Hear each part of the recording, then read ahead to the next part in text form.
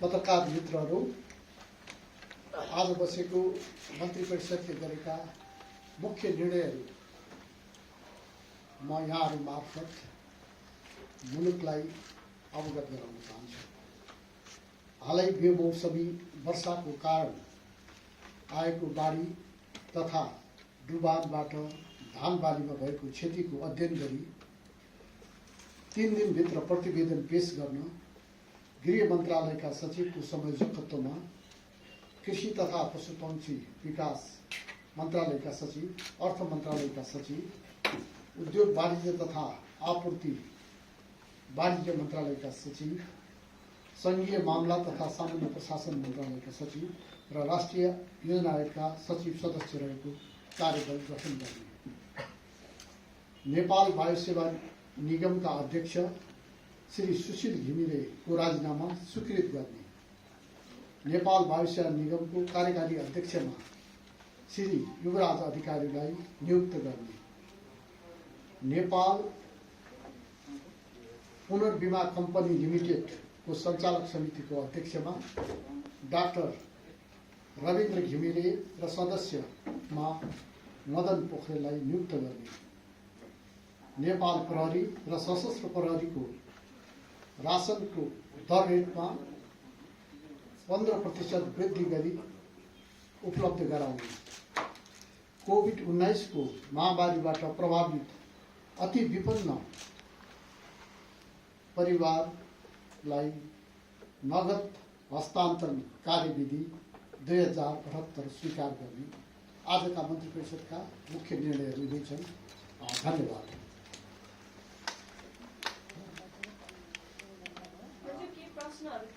पत्रकार मित्रहरू के प्रश्न छ भने राख्न सक्नुहुन्छ। राख्नुहोस्।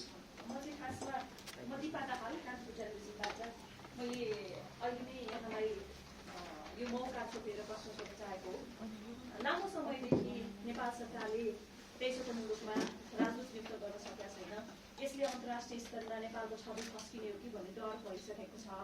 नेपाल सरकारको गृह कार्य पनि भयो भन्ने सुनिएको छ, तर त्यसको ठोस कुरा आएको छैन। कहिलेसम्म यो सरकारले राजदूत नियुक्त गर्छ, एउटा यो प्रश्न यहाँलाई। अर्को प्रश्न मैले खासमा COP26 हुँदैछ, यसमा नेपाल सरकारले सहभागिता जनाउनको लागि तयारी गरिरहेछ, तर हरेक COP-मा नेपालले जनाएको प्रतिबद्धता कार्यान्वयन गर्न सकिरहेको छैन। एकदमै 1-2% मात्रै कार्यान्वयन भएको देखिन्छ। प्रतिबद्धता चाहिँ कहिले कार्यान्वयन गर्ने हो? सहभागिता मात्रै जनाइरहने हो कि कार्यान्वयनमा पनि सरकारले अब सक्रियता जनाउँछ भन्ने एउटा मेरो जिज्ञासा। अनि उद्योग मन्त्री कहिले नियुक्त गर्ने सरकारले? तपाईलाई महत्त्वपूर्ण प्रश्नका निमित्त धन्यवाद। जहाँसम्म राजदूतहरूको नियुक्तिको तपाईँले प्रश्न उठाउनु भएको छ, हाम्रो मुलुकको प्रतिनिधित्व गर्ने राजदूतहरू विभिन्न देशमा अहिले खाली अवस्थामा रहेको छ र यी राजदूतहरूको नियुक्ति प्रक्रिया चाँडै नै भएको जानकारी म तपाईहरूलाई गराउनेछु। COP26 मा सम्माननीय प्रधानमन्त्रीको नेतृत्वमा नेपालले नेपालको तर्फबाट प्रतिनिधित्व गर्दैछ। हामी सानो देश र विकसोन्मुख देश भएको हुनाले हाम्रा केही सीमाहरू पनि छन्, तर सम्माननीय प्रधानमन्त्रीजीको नेतृत्वमा गएको जुन प्रतिनिधि मण्डल छ र त्यसको नेतृत्व प्रधानमन्त्रीले गर्नुहुन्छ, उहाँले व्यक्त गर्नुभएका कुराहरूलाई कार्यान्वयनमा ल्याउनका निमित्त नेपालले आफ्नो पूर्ण सामर्थ्यका साथ पालना गराउन अगाडि बढ्ने कुरा म यहाँ मार्फत म सबैलाई अवगत गराउन चाहन्छु। अरू केही छ? यो सम्माननीय प्रधानमन्त्रीजीको विशेष अधिकार हो र उहाँले समयमा उद्योग मन्त्रीलाई नियुक्त गर्नुहोला भन्ने विश्वास हामी सबैको छ। धन्यवाद।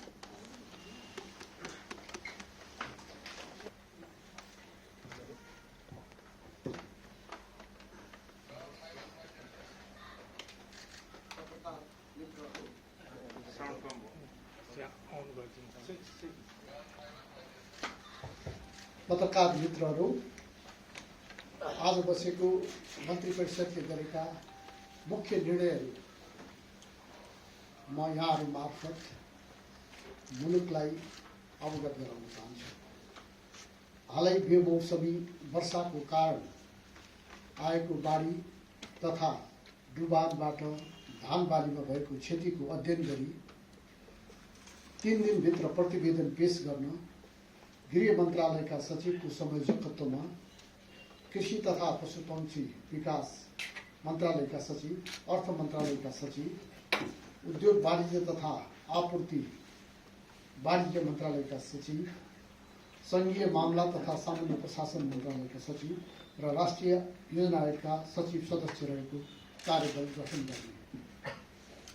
नेपाल वायु सेवा निगमका अध्यक्ष श्री सुशील घिमिरेको राजीनामा स्वीकृत गर्ने। नेपाल वायु सेवा निगमको कार्यकारी अध्यक्षमा श्री युवराज अधिकारीलाई नियुक्त गर्ने। नेपाल पुनर्बिमा कम्पनी लिमिटेडको सञ्चालक समितिको अध्यक्षमा डाक्टर रविन्द्र घिमिरे र सदस्यमा मदन पोखरेललाई नियुक्त गर्ने। नेपाल प्रहरी र सशस्त्र प्रहरीको राशनको दर रेटमा 15% वृद्धि गरी उपलब्ध गराउने। कोभिड-19 को महामारीबाट प्रभावित अति विपन्न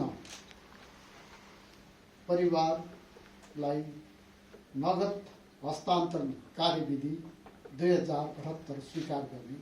आजका मन्त्री परिषदका मुख्य निर्णयहरू यही छन्। धन्यवाद।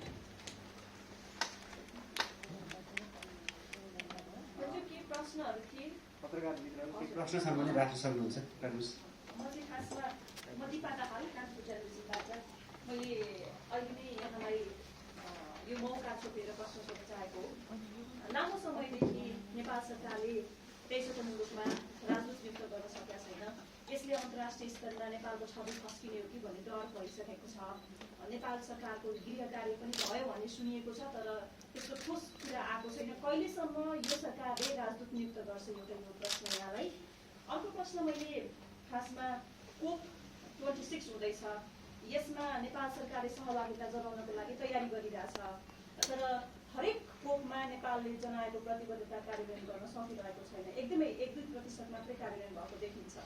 प्रतिबद्धता चाहिँ कहिले कार्यान्वयन गर्ने हो? सहभागिता मात्रै जनाइरहने हो कि कार्यान्वयनमा पनि सरकारले अब सक्रियता जनाउँछ भन्ने एउटा मेरो जिज्ञासा। अनि उद्योग मन्त्री कहिले नियुक्त गर्ने सरकारले? तपाईलाई महत्त्वपूर्ण प्रश्नका निमित्त धन्यवाद। जहाँसम्म राजदूतहरूको नियुक्तिको तपाईँले प्रश्न उठाउनु भएको छ, हाम्रो मुलुकको प्रतिनिधित्व गर्ने राजदूतहरू विभिन्न देशमा अहिले खाली अवस्थामा रहेको छ र यी राजदूतहरूको नियुक्ति प्रक्रिया चाँडै नै भएको जानकारी म तपाईँहरूलाई गराउनेछु। COP26 मा सम्माननीय प्रधानमन्त्रीको नेतृत्वमा नेपालको तर्फबाट प्रतिनिधित्व गर्दैछ। हामी सानो देश र विकसोन्मुख देश भएको हुनाले हाम्रा केही सीमाहरू पनि छन्, तर सम्माननीय प्रधानमन्त्रीजीको नेतृत्वमा गएको जुन प्रतिनिधि मण्डल छ र त्यसको नेतृत्व प्रधानमन्त्रीले गर्नुहुन्छ, उहाँले व्यक्त गर्नुभएका कुराहरूलाई कार्यान्वयनमा ल्याउनका निमित्त नेपालले आफ्नो पूर्ण सामर्थ्यका साथ पालना गराउन अगाडि बढ्ने कुरा म यहाँलाई यहाँ मार्फत म सबैलाई अवगत गराउन चाहन्छु। अरू केही छ? यो सम्माननीय प्रधानमन्त्रीजीको विशेष अधिकार हो र उहाँले